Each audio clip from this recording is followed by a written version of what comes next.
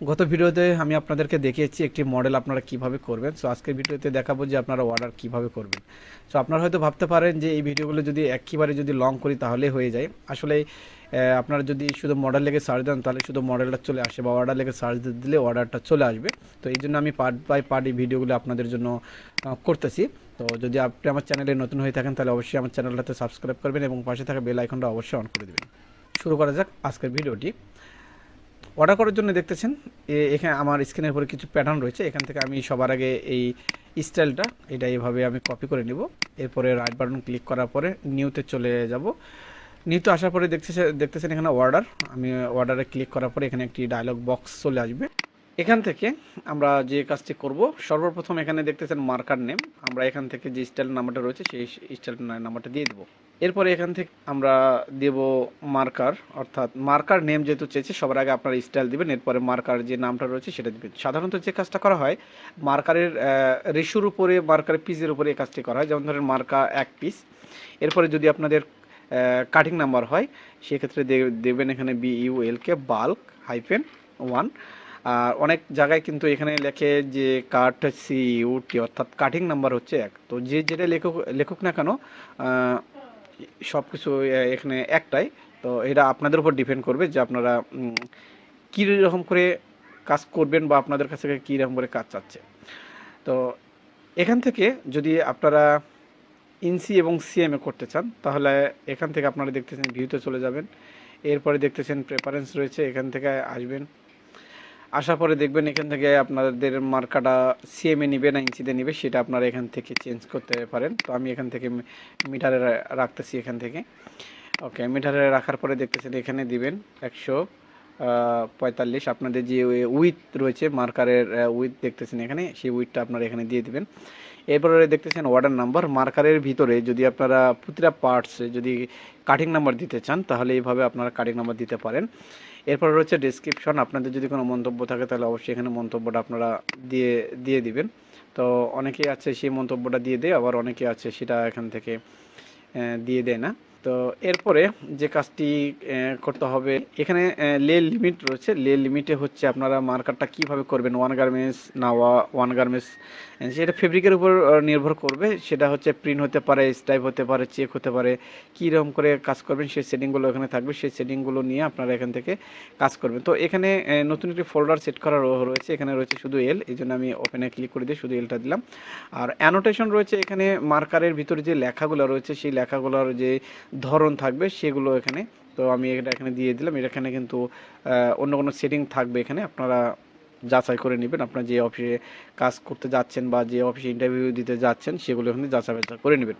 এরপর রয়েছে এখানে নোস মার্ক এখানে রয়েছে একটা, অর্থাৎ আমরা যে কাট মার্ক দিই সেই কাট মার্কে এখানে থাকবে।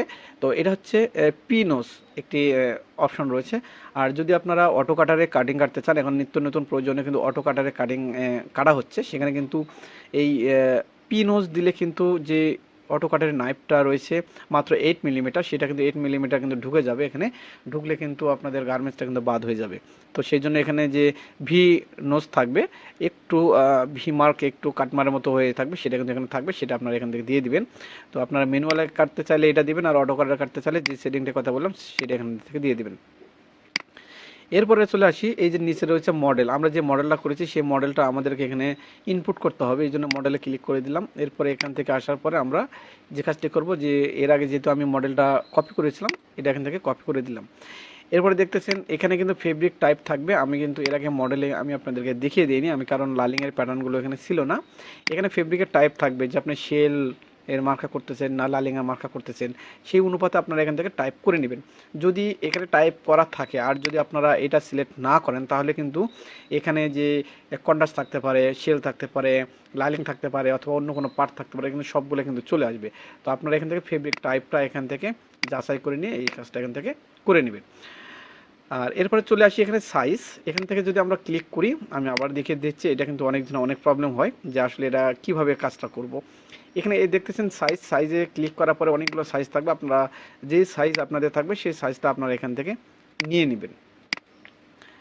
ওকে, আর এখানে রয়েছে কোয়ান্টিটি, আপনাদের সাইজের উপর যে কোয়ান্টিটিগুলো থাকে সেই কোয়ান্টিটিগুলো আপনারা এইভাবে এখান থেকে দিতে দিতে পারেন। তো আমি এখান থেকে সব এক এক করে দিচ্ছি। আর মজার বিষয় হচ্ছে যদি আপনাদের সব এক এক হয় তাহলে কিন্তু আপনারা এটা যদি না দেন তাহলেও চলবে। সেভ দেওয়া মাত্রই কিন্তু এখানে যে কোয়ান্টিটি মানটা অটোমেটিকলিভাবে চলে আসবে। তো যদি আপনার একের অধিক যদি কোনো মান দিতে চান তাহলে অবশ্যই আপনারা এভাবে এই মানটা দিয়ে দিবেন। ওকে, এরপরে রয়েছে ডিরেকশন, অর্থাৎ যদি আপনারা মিডিয়াম সাইজ এখানে রয়েছে দুইটা, যদি আপনার দুই দিকে দুইটা নিতে চান তাহলে লেফট এবং রাইট, অর্থাৎ কোন দিকে নেবেন সেটা কিন্তু এখানে দেখাবে। আরেকটি বিষয় যদি আমি আপনাদেরকে বলি, এই যে লে লিমিট এবং অ্যানোটেশন, এখানে এই সেটিংগুলো সেট করা থাকে, যদি সেটিংগুলো সেট করা থাকে তাহলে কিন্তু আপনাদের এখানে এই ডিরেকশন কিন্তু চেঞ্জ করার মতো কোনো প্রয়োজন নেই, কারণ এটা অন্য সফটওয়্যার আমি দেখেছি, যেমন অপিটেক্স সফটওয়্যার রয়েছে, এরপরে উইন্ডোজ সফটওয়্যার রয়েছে, সেখানে কিন্তু আপনাদেরকে কিন্তু ডিরেকশনটা নিজে হাতে বসাতে হয়। গার্বারের একটি সুবিধা রয়েছে, সেই অপশনগুলো কিন্তু আপনাদেরকে এখানে বেশি বসানোর কোনো প্রয়োজন হয় না।